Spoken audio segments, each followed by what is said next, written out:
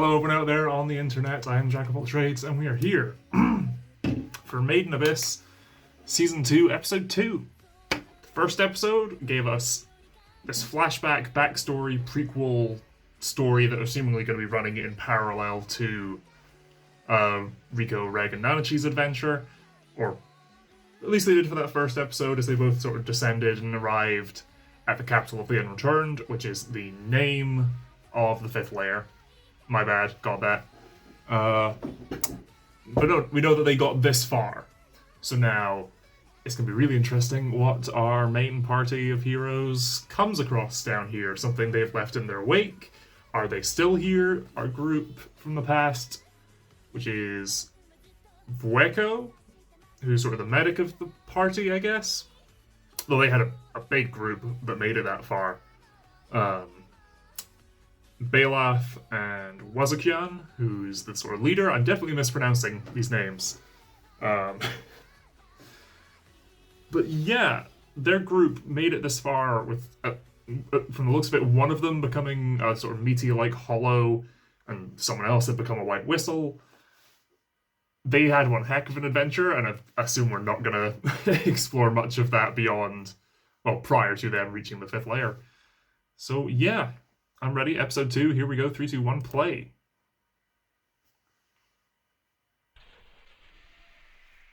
Okay. Just where we left off. It was something not of this world. Still that sound effect. The sound effect of going in and out of this relic, this device that lets you descend to this layer. I swear it's from Evangelion or something. I recognize it from something. City of Gold, yep.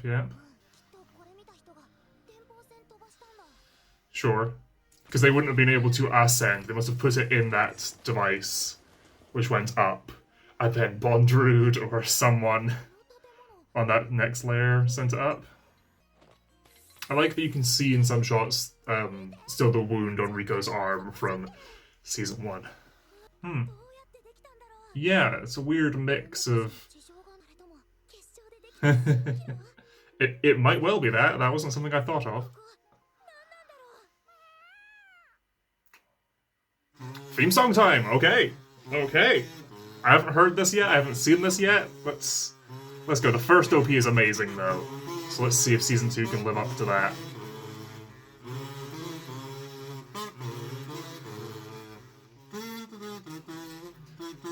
Oh no, right, yeah, this was the song they played during the credits of Episode 1. Sure. The first there. Yeah. I like the background change there of the, Orth at the top. Not being there for the group in the past. Yeah, Ozen's team.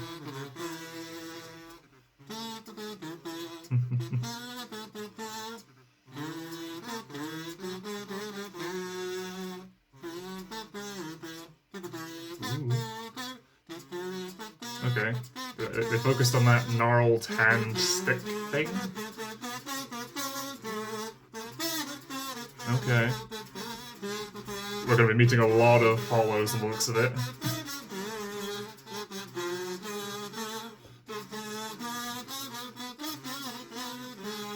Oh, Prishka. Okay, so there's imagery of, like, Waco hooked up to something. There was Ozen and Bondrude there shown briefly in the Star Compass again, and then this little girl from the tribe that they found on the island. And there's a hollow that I remember from the trailer that looks kind of similar to her. Capital of the Unreturned. Okay. I doubt things went well for the previous group. Nice. Like a proper little gaming tabletop adventuring party. Most likely. Yeah.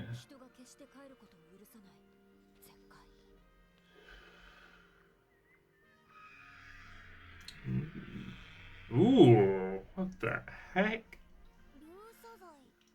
Okay, they have poisonous skin. How deep do we need to get before we stop having creatures that have been previously described. Yeah, but they were shown on the title card for this episode. Okay. Scare them away from their nest. Let's give it a go.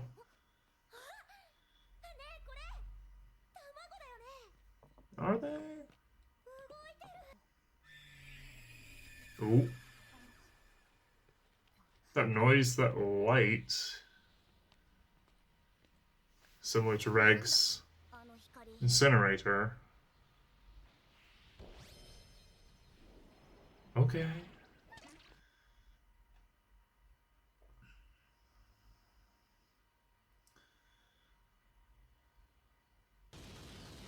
Okay.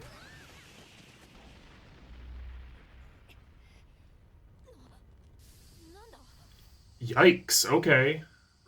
It's something big. Oh. Multiple of the... Okay.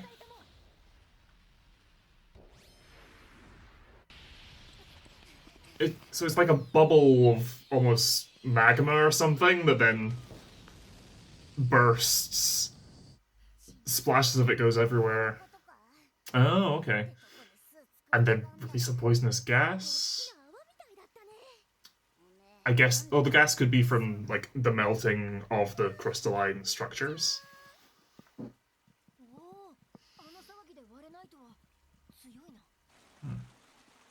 So how are you going to crack them open to cook them?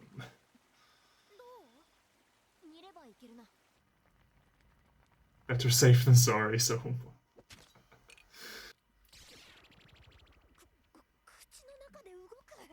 Chew, then. Just chew. Yeah.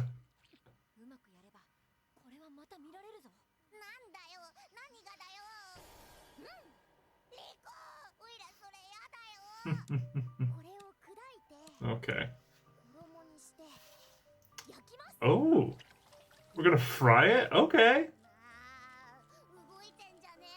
The moving really puts me off, but... I would give this a try. Now, I would definitely give it a try. Now knowing that it's edible. You're the one who said it was just a reflex, not she. Come on, come on. Another cute food reaction? Oh.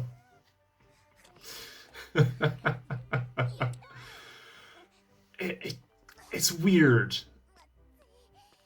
to just pick back up with these characters, and it feels like no time has passed. The voice actors do an amazing job. And like, there isn't a noticeable change in art style or anything since season 1. It feels really consistent, and the story has not missed a beat. Which might be because of, again, how they... Aww. Remember seeing the other kids back at North? Back up in Orth? Yeah. I wonder if we'll ever cut back to them. Because we saw them again in the finale of season 1.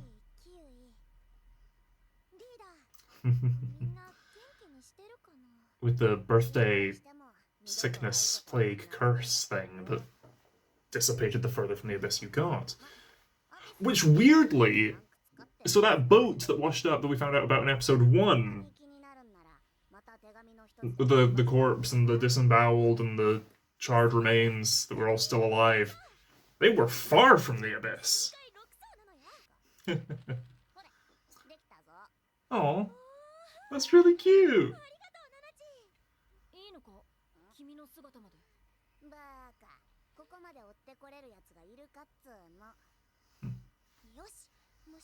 Okay. Is this gonna float through the layer of water though? Yeah.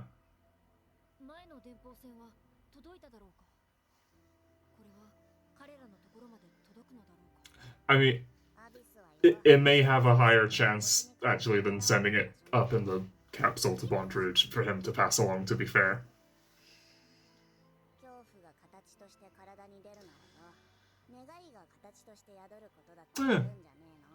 I like that outlook.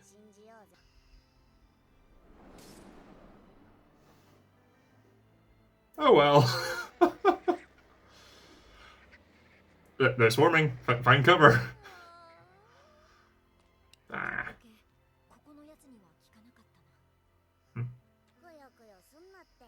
The first one made it. I know you don't know, but the first one made it. Yeah, I was saying about the pacing. I think helps. Ooh. Ooh. That we had the adventure of the movie, and the movie did this as well after the interaction with the first Umbra Hand. Where it's like, let's take some time to eat. Let's have a long rest, you know? Let's eat, nap, recover between moments to sort of. I think it helps just structurally to to have that moment, that beat. Oh, the white fluffy 3 sort of red. Okay.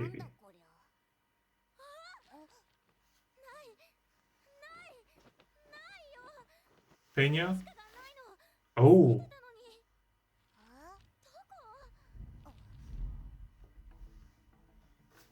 Yes. Yeah. Ooh, okay. Got through Reg's arm trap. Yeah. So they've drawn Rico upside down and just a score through Nanachi's face. This music's very different from previous stuff. Iron, blood. Oh, it isn't blood. Okay. Rust. Does iron rust? Okay, Pena's still here.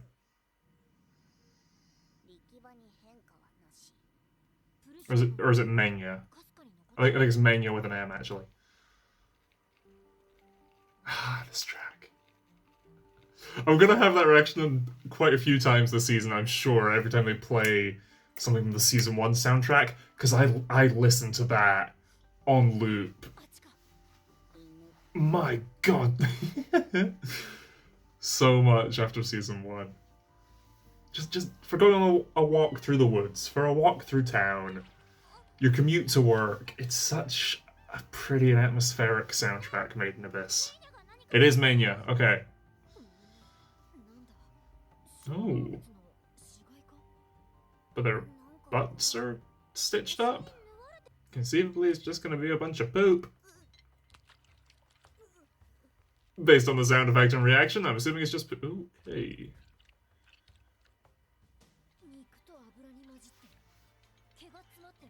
Huh. Stuffed into them? The enemy's body. Can Reg track them by smell? Ooh. They cut your hair last night?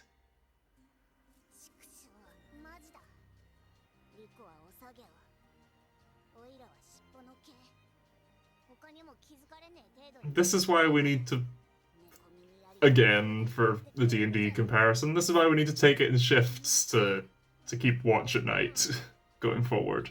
I mean, Reg's arm, sort of spiderweb around them is a brilliant idea, but evidently the difficulty has increased somewhat. We need to keep guard at night. Speaking of at night, there's light to this deep in the abyss. So I was expecting us to come across like an actual city, some sort of civilization, rather than just these structures and formations and everything. Yeah. So it is a golden city of sorts, but ooh.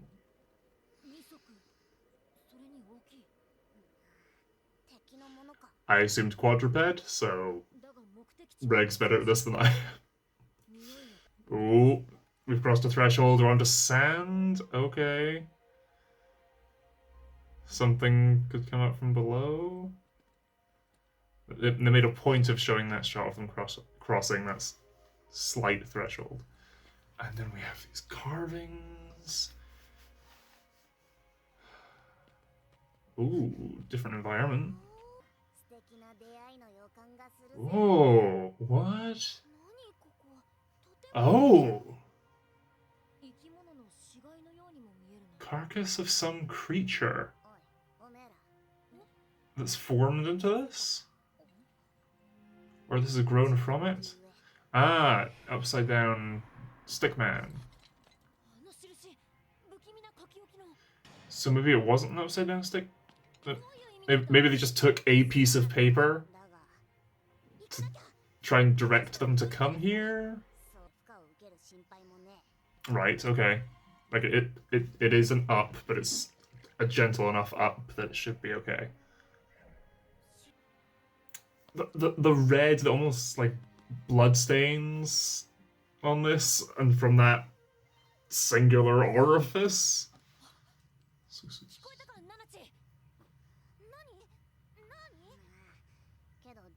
But then it may not be blood, it may be that not blood iron tasting thing. Again, someone that Nanachi can't detect. They're an outsider to this. Ooh. Is this something that if you enter you're gonna have a problem getting out of? Ooh. Okay. In that case, you may be able to go up and down within this cylinder fine then. If it's interrupting the force field. Oh, okay. It's safe.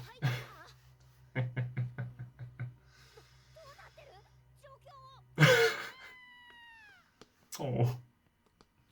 Ears, nails, jaws, ribs. Ooh. I thought Nanachi's field of graves was grim. We just have body parts strung up around the place, and the characters don't seem as put off by it as I think they should be. But equally, they do seem to be quite old. Oh, okay, hello. Hello, the unreturned. Ooh. Feels very, Last Airbender Spirit World. Ooh, CGI. How do they handle the integration of this? Okay, it's not... Oh. And having it speaking a different language does not help. Okay.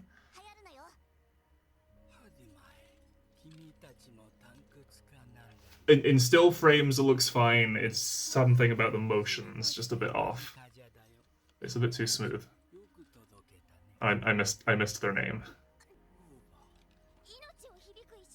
Your worth, life of a raging stone.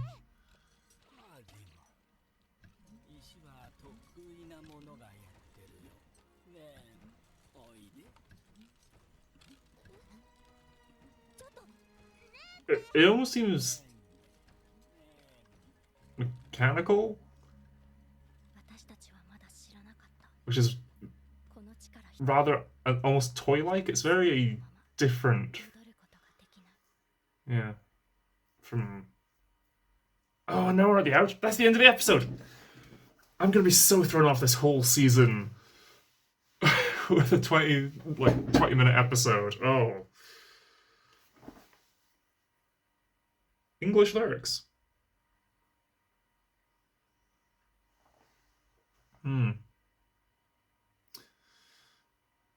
Okay, so I'm assuming most of these hollows and creatures are the previous adventuring group that we followed in the last episode, because we didn't see them at all in this episode.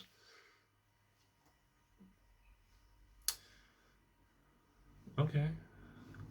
There's definitely some meaning to these lyrics relating to a character. I love you, I miss you. It's, okay. But this structure we've now entered, I assume to be somewhat of the setting.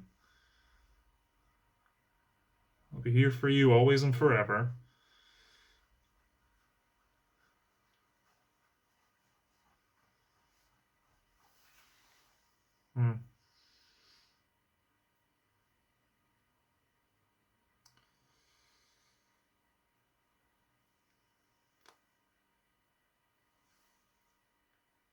Curious. And I've lost my train of thought. Next episode? Title? Village of the Hollows. Okay. So within this layer, the capital of the Unreturned, or the Golden City, there is the Village of the Hollows, which I assume to be this new location that's grown from a corpse, or is, possibly is alive. They were questioning if it's a building or not. I like the sort of pale pink color throughout it. It's similar to the sort of stone around the rest of the place, but the pink sort of fade on a lot of splotches and stuff looks really interesting, along with the green and the blue bits of stone and the green of what I assume to be like plant life. I like the color palette of this place that I'm sure will be revealed to be some horror. Perhaps it's some microcosm of the Abyss, in that, you know, the Abyss is this big cylinder, essentially, that's often referred to as being alive in some way, of devouring people. So perhaps this thing that might be a creature as well is full of these other beings. But again, seemingly the curse is nullified within this place. And I have to assume it doesn't extend very far up through other layers then, otherwise. Hello, here's our here's our way out of the Abyss. It's probably just limited to this one area. Although, if it's growing, it might continue to grow up and out. That's a possibility. But then all the body parts, are they parts that fell off these people, these hollows, as they transformed? That's not really how it's been depicted before, though. I mean, with Nanachi specifically, it was just sort of, they grew into this form. Meaty, though, melting and sloshing and bits falling off into Mitty. I mean, I guess that could be where those parts are from. Is it a warning to stay out? Is it a warning to stay in? I don't know. I'm enjoying this. I'm looking forward to having more of this genuine not knowing. This is the first series in a while, for maybe one of the first series on this channel I've watched that I'm gonna have this sort of reaction to. Because for My Hero Academia, it's a lot of, we know these characters, we know their powers. Okay, there might be someone new, they've got a new set of powers. Okay, how's that gonna interact? How's this fight gonna go down? How are their characters going to interact?